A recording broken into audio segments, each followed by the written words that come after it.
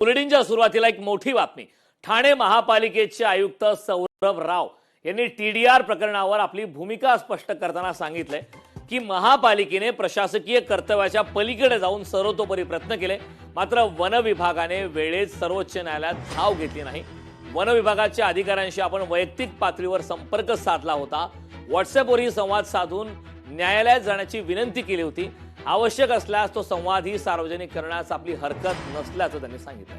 ठाण्यातील 2801 कोटी रुपयांचा टीडीआर प्रकरणाचा मुद्दा लोकशाही मराठीने सातत्याने लावून धरला होता. लोकशाहीने सुरू केलेल्या मोहिमेची दखल पावसाळी अधिवेशनातही घेण्यात आली. आमदार जितेंद्र आव्हाड यांनी पावसाळी अधिवेशनात ठाण्यातील टीडीआर प्रकरणाचा मुद्दा उचलून धरला होता.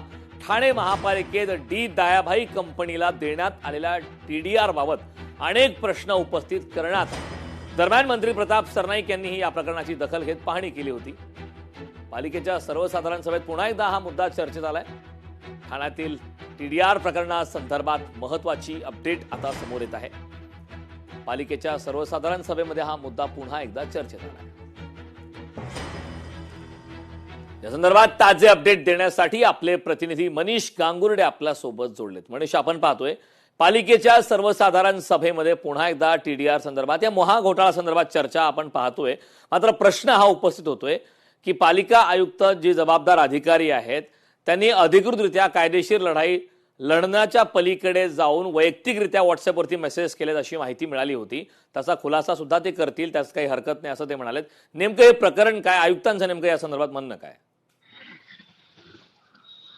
करण, सगळ्यात पहिलं महत्वाचं म्हणजे काल लक्षवेधी जी होती ठाणे महानगरपालिकेच्या महासभेमध्ये ही टीडीआरच्या संदर्भात होती आणि त्यावेळेस नगरसेवकांकडून देखील वारंवार उल्लेख केला गेला होता की टीडीआर घोटाळा.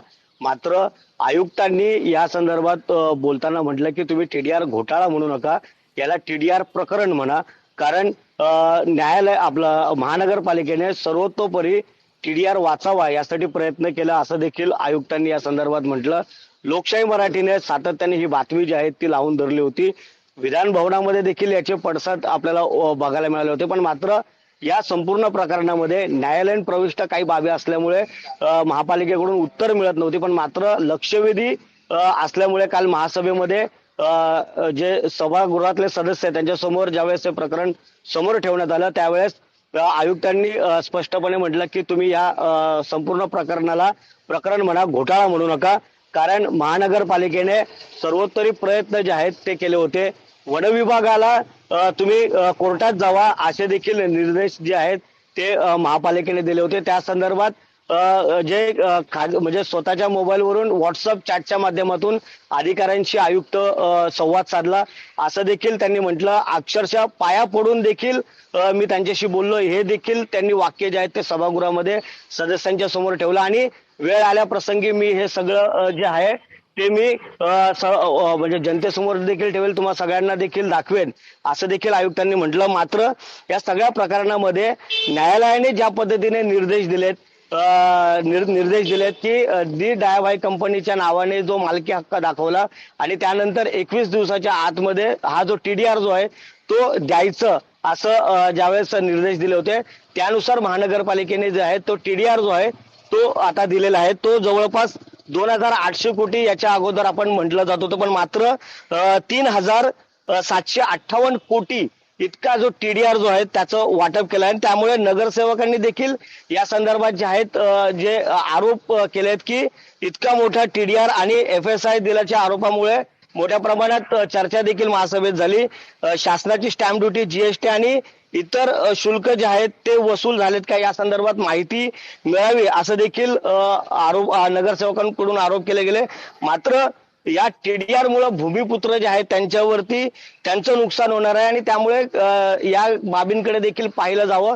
पण मात्र आयुक्तांनी सांगितलं की हे सगळं जे प्रकरण जे आहे ते न्यायालयाच्या निर्देशानुसार जे आहे ते दिलं गेलं आहे.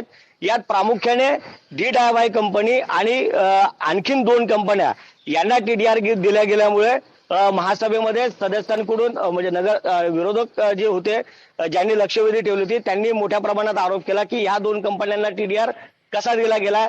याचं जे प्रमाणपत्र जे आहे ते वाटप झालं होतं. डीआरसी सर्टिफिकेट जे आहे ते दिलं गेल्यामुळे मोठ्या प्रमाणात जो आहे तो वाद जो आहे तो पालिकेत बघायला मिळाला.